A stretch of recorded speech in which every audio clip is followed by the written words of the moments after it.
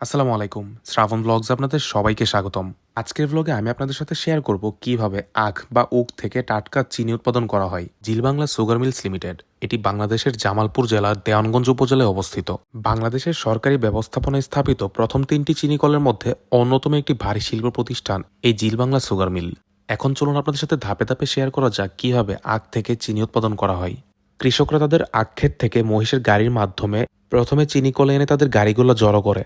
তারপর ধাপে ধাপে গাড়ি থেকে উকগুলা ফেলা হয় একটি রোলারের মধ্যে এবং মেশিনের মাধ্যমে উকগুলা কেটে টুকরো টুকরো হয়ে পরবর্তী ধাপের জন্য প্রস্তুত হয়ে যায়।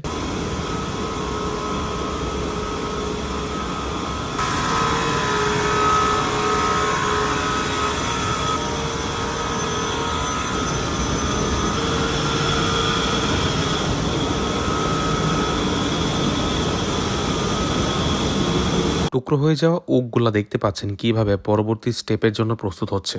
টুকরো হয়ে যাওয়া উকগুলা এখন পানিতে মিশিয়ে তীব্র তাপে জাল করা হবে।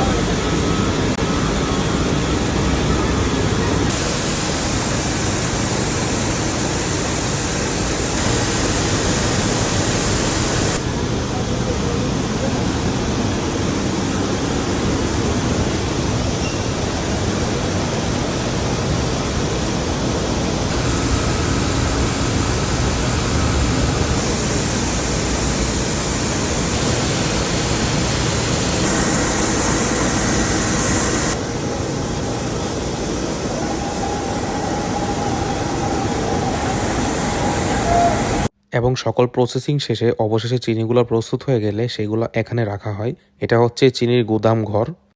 চিনি উৎপাদন করা হয়ে গেলে রাখা হয় চিনি। এই যে চিনি, এই যে চিনি উৎপন্ন হয়ে এখানে চলে আসে।